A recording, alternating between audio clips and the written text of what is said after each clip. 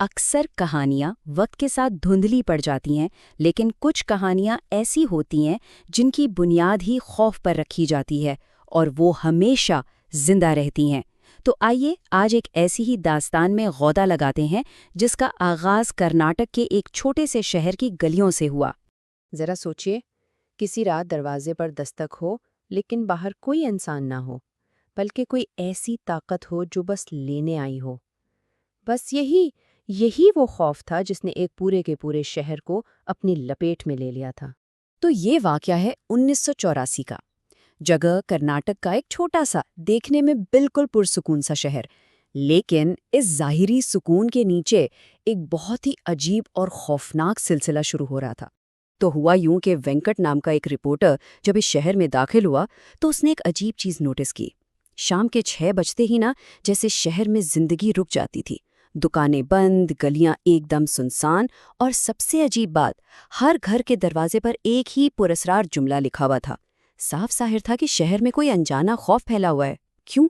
کیونکہ رات کے اندھیرے میں مرد غائب ہو رہے تھے۔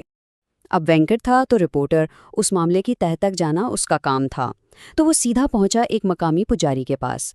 اسے بس یہ جاننا تھا کہ آخر اس شہر میں چل کیا رہا ہے، اور بس وہیں اسی جگہ اسے اس خوف کے پیچھے چھپی ایک دہشتناک لوک کہانی کا پتہ چلا۔ تو پجاری نے بتایا کہ شہر والوں کا یقین ہے کہ ان ساری گمشدگیوں کے پیچھے کسی انسان کا نہیں بلکہ ایک مخلوق کا ہاتھ ہے، ایک چڑیل جو لال ساڑی پہن کر رات کے سناٹے میں شہر کی گلیوں میں گھومتی ہے۔ یہ کوئی عام حملہ نہیں تھا، نہیں، یہ ایک پوری سوچی سمجھی ایک مہلک رسم تھی۔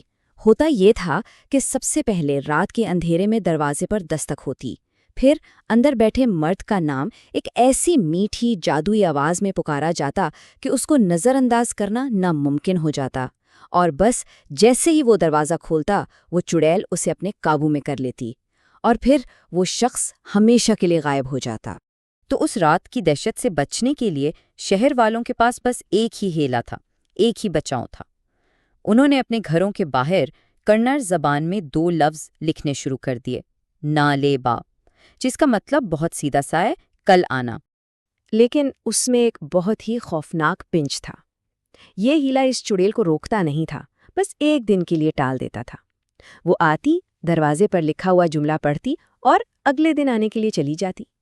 سوچئے، یہ ایک کبھی نہ ختم ہونے والا خوف کا چکر تھا جو ہر رات، ہر روز دہرایا جاتا۔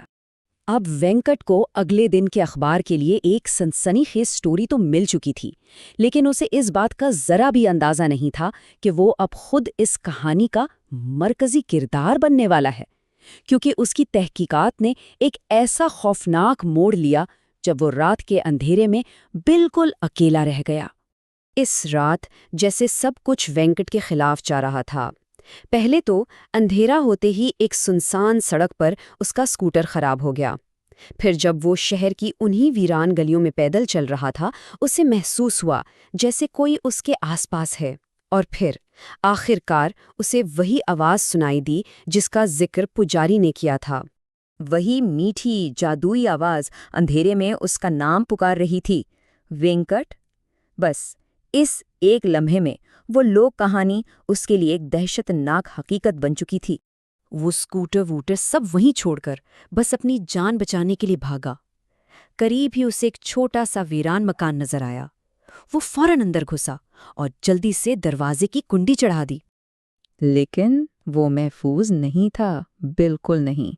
دروازے پر زور زور سے مسلسل دستک شروع ہو گئی، اور باہر سے عجیب و غریب غیر انسانی آوازیں آنے لگیں، جیسے کوئی جانور چیخ رہا ہو۔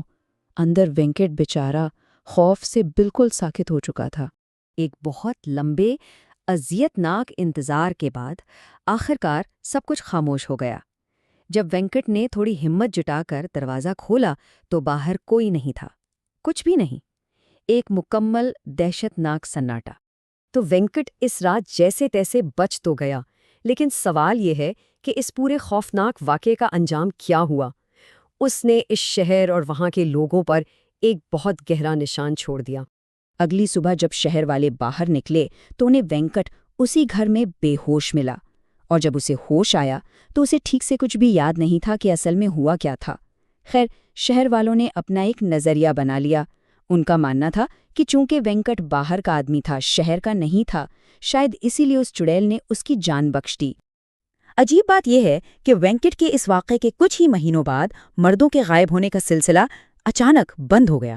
ایسا لگا جیسے وہ پراسرار موجودگی جو کوئی بھی تھی بس شہر چھوڑ کر چلی گئی ہو۔ لیکن حملے تو رک گئے، پر ان کی دہشت اتنی گہری تھی کہ وہ ایک روایت بن گئی۔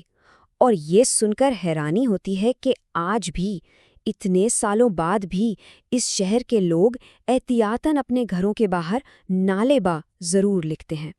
اور یہ کہانی صرف اس شہر تک محدود نہیں رہی، یہ اتنی مشہور ہوئی کہ اس نے جدید پاپ کلچر کو بھی متاثر کیا۔ اگر نام سنا ہو، 2018 میں جو مشہور بالی ووڈ فلم آئی تھی استری، وہ دراصل اسی لوک داستان پر بنائی گئی تھی۔ تو آخر میں بس ایک ہی سوال ذہن میں رہ جاتا ہے، شہر میں سکون تو واپس آ گیا، لوگ بچ گئے، لیکن کیا وہ خطرہ واقعی ٹل گیا تھا، یا پھر وہ آج بھی کہیں کسی اور دروازے پر دستک دینے کے لیے بس صحیح وقت کا انتظار کر رہی ہے؟